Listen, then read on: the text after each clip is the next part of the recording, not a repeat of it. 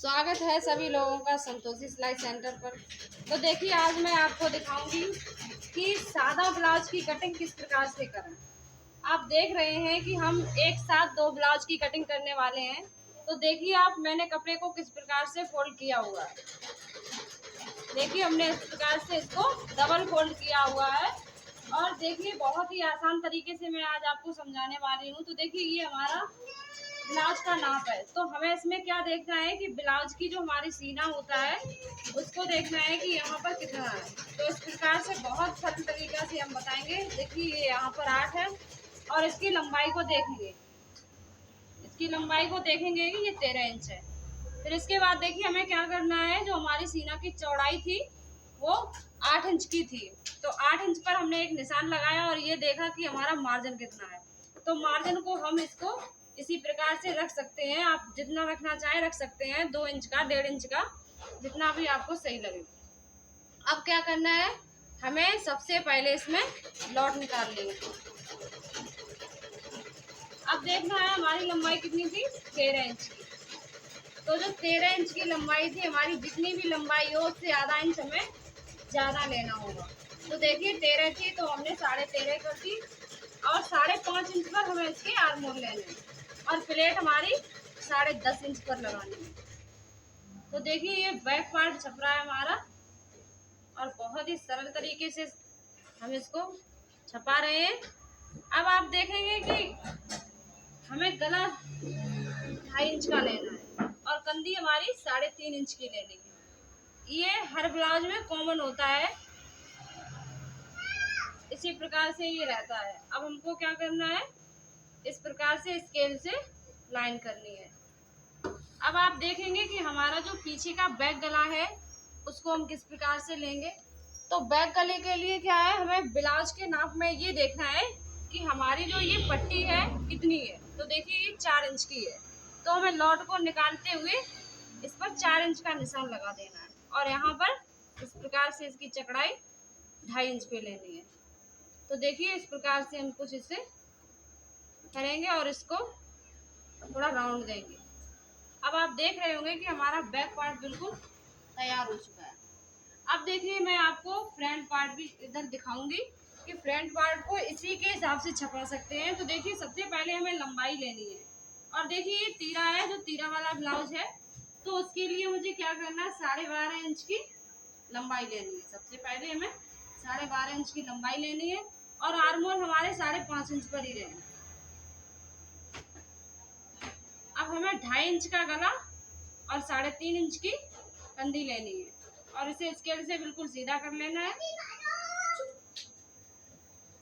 अब देखेंगे कि हमारी प्लेट कैसे लेंगे। तो देखिए, हम यहाँ से इसे 4 इंच से इधर लेंगे और ऊपर से हमारी 10.5 इंच होगी। अब हमें देखिए, प्लेटों को किस प्रकार से डालेंगे। 2-2 इंच का हमें इसमें दूरी रखनी है। आप देख रहे होंगे कि इसके सामने ये निशान है और इसके सामने ये है और इस प्रकार से हम इसको कर देंगे। अब देखिए, हमें इसमें राउंड देना है और देखिए, तीरा वाले में क्या है कि हमें 1.5 इंच की गुलाई देनी है। तो देखिए, हमारा ब्लाउज बिल्कुल छप के तैयार हो चुका है, बहुत ही अच्छी तरीके से और बहुत आसान तरीके से हुआ है। देखिए, ये हमारा बैक पार्ट है और ये हमारा फ्रंट पार्ट है और इसी के अकॉर्डिंग इसमें तीरा भी निकल आया है। अब हम आपको दिखाएंगे कि इसकी कटिंग किस प्रकार से करें।